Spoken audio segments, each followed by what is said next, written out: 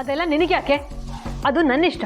ನನ್ನ ತಾಯಿ ಆಗಬೇಕು, ನಂದು ಒಂದು ಮಗು ಇರಬೇಕು ಅನ್ನೋ ಆಸೆ ಇರೋದ್ರಿಂದ ತಾನೇ ಇಷ್ಟು ಚೆನ್ನಾಗಿರೋ ತೊಟ್ಲನ್ನ ದಿನ ನೋಡ್ಬೋದು ಅಂತ ನಿಮ್ಮ ರೂಮಲ್ಲಿ ಇಟ್ಟಿರೋದು.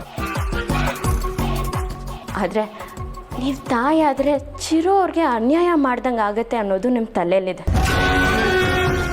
ಚಿರು ಅವರೇ ನಿಮ್ಮ ಮಗ ಅಂತ ಅಂದ್ಕೊಂಡು ತಾಯಿ ಆಗದೆ ಹಾಗೆ ಇದ್ದೀರಾ. ಅದನ್ನು ನಾನು ಯಾವತ್ತೂ ಆಡ್ಕೊಳ್ಳಲ್ಲ, ಅದು ನಿಮ್ಮ ದೊಡ್ಡತನ. ಆದರೆ ಒಂದು ಹೆಣ್ಣಾಗಿ ಸ್ವಂತ ಮಗು ಇರೋದು ಚಂದ ಮೇಡಮ್. ನಾನು ಹೇಳೋದನ್ನ ಒಂದ್ಸಲಿ ಯೋಚನೆ ಮಾಡಿ. ನೀನು ಯಾರೇ ನನಗೆ ಅದನ್ನೆಲ್ಲ ಕೇಳೋದಕ್ಕೆ? ತಾಯಿ ಆಗೋದು ಬಿಡೋದು ನನ್ನ ಇಷ್ಟ. ಅದನ್ನು ಕೇಳೋ ಅರ್ಹತೆ ನಿನಗೇನಿದೆ? ನಾನು ಈ ಮನೆ ಸೊಸೆ ಮೇಡಮ್. ವಯಸ್ಸಿನಲ್ಲಿ ಅನುಭವದಲ್ಲಿ ನೀವು ನನಗಿಂತ ದೊಡ್ಡವರು. ಅದಕ್ಕೆ ನಾನು ಬುದ್ಧಿ ಹೇಳಕ್ಕೆ ಬಂದಿಲ್ಲ, ಸಲಹೆ ಕೊಡಕ್ಕೆ ಬಂದಿದ್ದೀನಿ. ನೀವು ತಾಯಿ ಆಗೋದ್ರಿಂದ ಚಿರು ಅವ್ರಿಗೆ ಏನೂ ಬೇಜಾರಿಲ್ಲ. ಅದು ಅವ್ರು ನಿಮಗೆ ಮೊನ್ನೆ ತಾನೇ ಹೇಳಿದ್ದಾರೆ. ಎಲ್ರಿಗೂ ಒಪ್ಪಿಗೆ ಇದ್ಮೇಲೆ ನಿಮಗೇನು ಸಮಸ್ಯೆ?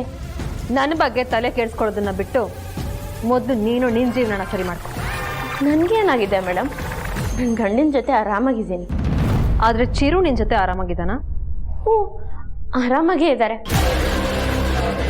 ದೇವಸ್ಥಾನದಲ್ಲಿ ನಿಮ್ಮ ಹೆಸರಲ್ಲಿ ಪೂಜೆ ಇಟ್ಟಿದ್ದು ನಿಮ್ಗೆ ಒಳ್ಳೇದಕ್ಕೋಸ್ಕರ ಅಂತ ಅವ್ರಿಗೆ ಗೊತ್ತಾದ ಮೇಲೆ ನನ್ನ ಮೇಲಿರೋ ಕೋಪ ಎಲ್ಲ ಹೋಗಿ ಒಳ್ಳೆ ಅಭಿಪ್ರಾಯ ಬಂತು.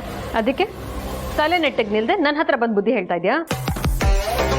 ನೀನು ಹೇಳಿದ್ದನ್ನೆಲ್ಲ ಕೇಳಿಸ್ಕೊಂಡು ಹೂ ಅಂತ ನಾನು ತಲೆ ಆಡಿಸ್ತೀನಿ ಅಂತ ಅಂದ್ಕೊಂಡಿದ್ರೆ ಅದು ನಿನ್ನ ಭ್ರಮೆ. ನಿನಗೆ ಕ್ಯಾನ್ಸರ್ ಕಾಯಿಲೆ ಬಗ್ಗೆ ಗೊತ್ತಾ? ನಿನ್ನ ಚಿರು ಸಂಬಂಧನೂ ಹಾಗೆ. ನನ್ನ ಚಿರು ಅವ್ರ ಸಂಬಂಧ ಬ್ರಹ್ಮ ಬರ್ತಿರೋ ಹಣಿಬರ. ಅಷ್ಟು ಗಟ್ಟಿಯಾಗಿದೆ ನಮ್ಮ ಬ್ರಹ್ಮಗಂಟು. ನೀವು ತಾಯಿ ಆಗಬೇಕು ಅನ್ನೋದು ನನ್ನ ಹಸ್ಬೆಂಡ್ ಆಸೆ ಕೂಡ. ಅದಕ್ಕೆ ಕೇಳ್ಕೊಳ್ಳೋಣ ಅಂತ ಬಂದೆ. ನನ್ನ ಮಾತಿಗೆ ಬೆಲೆ ಕೊಡದೆ ನನ್ನ ಮತ್ತೆ ನನ್ನ ಗಂಡನ ಸಂಬಂಧದ ಬಗ್ಗೆ ಇಷ್ಟು ಕೀಳಾಗಿ ಮಾತಾಡ್ತೀರಾ ಅಂತ ನಾನು ಅನ್ಕೊಂಡಿರಲಿಲ್ಲ. ಆ ದೇವರು ಆದಷ್ಟು ಬೇಗ ನಿಮ್ಮಲ್ಲಿರೋ ಕೆಟ್ಟ ಬುದ್ಧಿನ ತೊಲಗಿಸಿ ಒಳ್ಳೆ ಬುದ್ಧಿ ಕೊಡಲಿ ಅಂತ ಕೇಳ್ಕೊತೀನಿ. ನೀವು ನಿಮ್ಮದೇ ದಾರಿಯಲ್ಲಿ ಹೋದರೆ ನಿಮ್ಮನ್ನು ನನ್ನ ದಾರಿಯಲ್ಲಿ ಹೇಗೆ ಕರ್ಕೊಂಡು ಬರಬೇಕು ಅಂತ ನಂಗೆ ಚೆನ್ನಾಗಿ ಗೊತ್ತು ಮೇಡಮ್. ಆ ದಾರಿಲೀಗ ನನ್ನ ಹಸ್ಬೆಂಡು ನನ್ನ ಜೊತೆನೇ ಇದೆ, ಮರಿಬೇಡಿ.